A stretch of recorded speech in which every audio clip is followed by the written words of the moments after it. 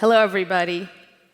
We're here this morning, ourselves parents of a University of Wisconsin Hillel student, Madison student who's active in the Jewish community, to honor an extraordinary young woman who stood up for the real Israel against those that would demonize it.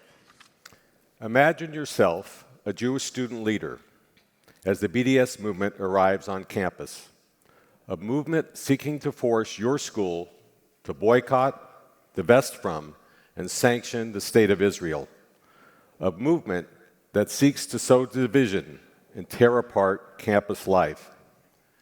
This is the challenge that Ariela Rivkin faced, a challenge that she met with grace, poise, and determination. In March of this year, Ariela, with the tremendous support of the University of Wisconsin Hillel and her fellow Jewish students, fought back against a BDS resolution introduced at the Student Council. Ariela knew well the risks involved because in recent years, students have been ostracized, disciplined, and physically threatened for challenging BDS. But with a few days' notice, Ariela helped organize her Jewish and pro-Israel friends to rally against a resolution that absurdly sought to tie together white supremacism, racism, the border wall in Mexico, police brutality, the list went on and on. Against this intersectional assault on Israel, Ariela and her friends prevailed in a 13-12 vote, and the motion was tabled indefinitely.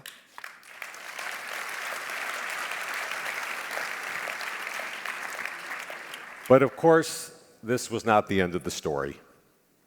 BDS advocates plotted to raise another resolution during the Passover holiday, knowing full well that Ariela and most Jewish students would be home with their families.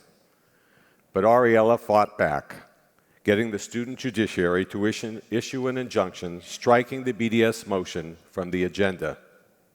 However, in this process, Ariela was smeared as a racist, as an anti-feminist, simply, of course, for doing the right thing. But the worst was still yet to come. In the final council meeting of the year, divestment was once again on the agenda. The meeting took place shortly after Kendall Jenner's infamous Pepsi commercial, which was branded universally as racist and quickly pulled off the air. In a nod to it, however, many members of the council and the audience took coordinated sips of Pepsi as Ariela spoke in opposition to this divestment.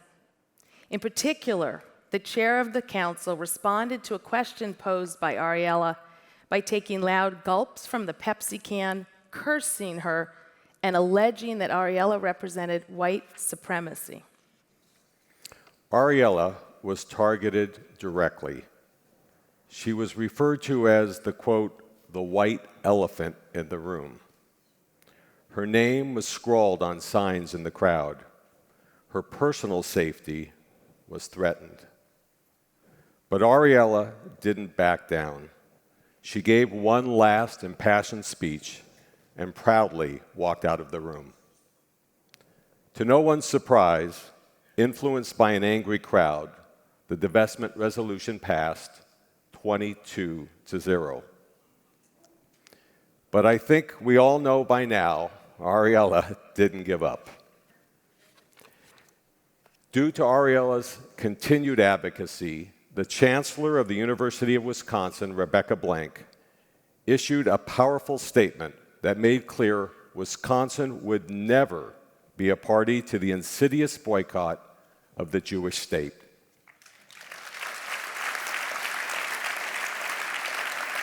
Yeah. In recent years, dozens of schools across the nation have struggled in addressing the BDS movement. If only they had been lucky enough to have had Ariela. Would you please join me in welcoming Ariela Rivkin to the stage?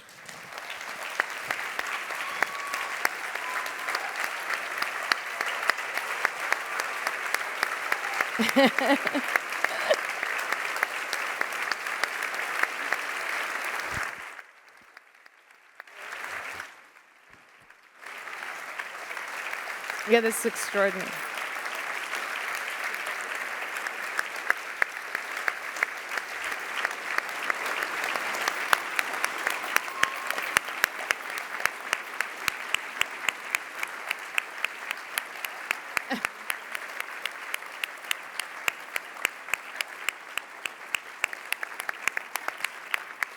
Ariela, for your tenacity and your moral courage and your character, it is our honor to present you with AJC's Campus Courage Award.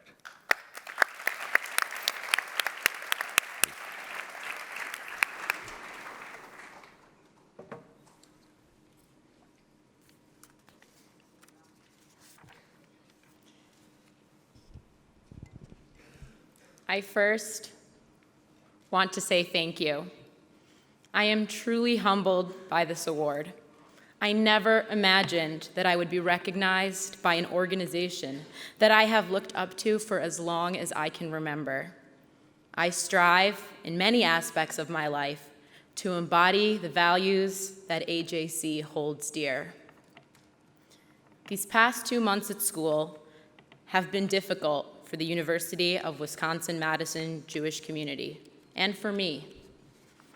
But serving as a leader in our community has also been a privilege and a true honor. I realize that through this struggle, I have learned some valuable life lessons. I have learned that I will never choose the easier path if it is the wrong path. I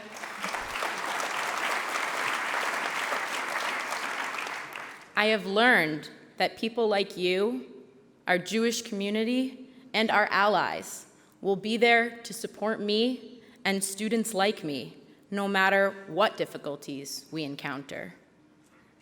And lastly, I've learned that being passionate about Israel and loving our people is only the first step. It needs to be followed up with action and with advocacy.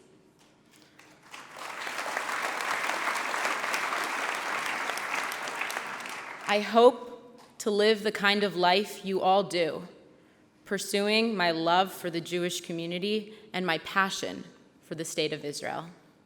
For this award, for modeling the best of global Jewish advocacy, and for so much more. Thank you from the bottom of my heart.